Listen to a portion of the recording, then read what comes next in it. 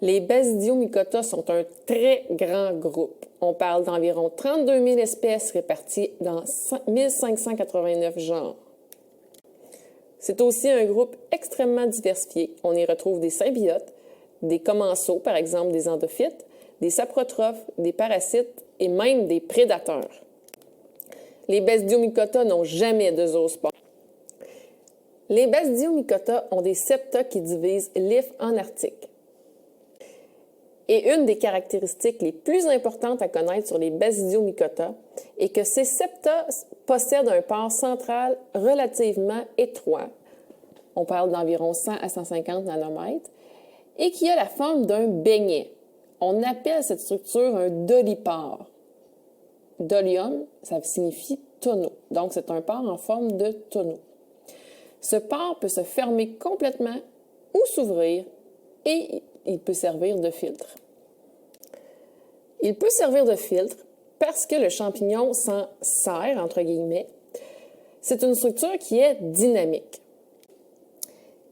C'est fascinant qu'il puisse fermer le dolipore pour pouvoir empêcher le déplacement de cytoplasme et d'organelles, dont le noyau, en fonction, par exemple, des conditions chimiques.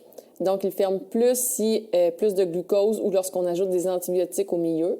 Et physique, il ferme plus s'il y a trop de chaleur, par exemple, et selon les conditions environnementales. Le dolipore est entouré par un parenthésome. Le parenthésome provient du réticulum endoplasmique et serait une structure ancestrale au dolipore. Le parenthésome assurerait la continuité cytoplasmique tout en bloquant le passage aux organites majeurs. Donc, le cytoplasme peut passer, mais pas les organites majeurs. Les dolipores et les parenthésomes agissent ensemble, comme un tamis dans le cytoplasme. Sur l'image ici, on voit les numéros 1 à 5 avec la description de chacun des numéros. Personnellement, j'apprendrai à mettre les noms sur ces numéros. Vous avez sûrement déjà entendu parler des anses d'anastomose. Ce sont des structures que les ifs de Basidiomycota utilisent pour faire passer un noyau d'un article à l'autre. Les anses d'anastomose sont nécessaires dans le cas où les dolipores sont trop petits pour laisser passer des noyaux. On retrouve les Spidizen corpores chez les Basidiomycota. Certains Basidiomycota sont plutôt faciles à garder en culture, tandis que d'autres sont plutôt difficiles. Ceux qui sont le plus faciles sont les saprotrophes. Par exemple, les champignons de Paris, les pleurotes ou même les psilocybes. Les Basidiomycota ont un cycle haploïde, comme presque tous les champignons. On va revoir le cycle haploïde des Basidiomycota dans le cours sur la génétique, mais vous avez ici les détails de leur cycle.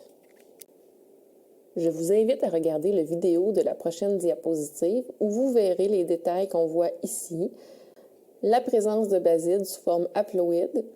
Les spores sont sur des basides qui, eux, sont dans l'hyménium, qui, eux, sont dans le carpophore. Les spores sont nommés basidiospores. Ils sont sur un baside. Lorsque les spores sont envoyés dans l'environnement, il y a une germination des spores. Ça fait des individus haploïdes. On nomme aussi mycélium primaire ou mycélium monokaryotique. Donc, je vous encourage à regarder ici sur l'image. On voit qu'il y a un seul noyau au sein des articles. Chaque individu haploïde agit lui-même comme un gamète et il s'associe avec des anses d'anastomose qu'on vient de voir ensemble pour former un mycélium secondaire, c'est-à-dire N plus N. Il y a 2 noyaux au sein de chaque article et il le fait par plasmogamie.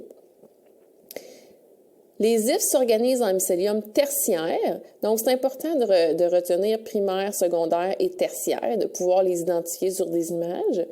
Le mycélium tertiaire, c'est le basidiocarpe ou encore le carpophore, qui est encore N plus N, donc il y a 2 noyaux, et avec des probasides qu'on voit ici sur l'image, en dessous du mycélium tertiaire. C'est à ce moment que les 2 noyaux se fécondent, il y a donc la karyogamie, et c'est à partir de là qu'on parle d'un zygote, et à partir de là qu'on parle d'un baside. On l'appelait avant le probaside. Et ensuite, la méiose, et les cellules haploïdes sont recréés, les spores, au sein du baside.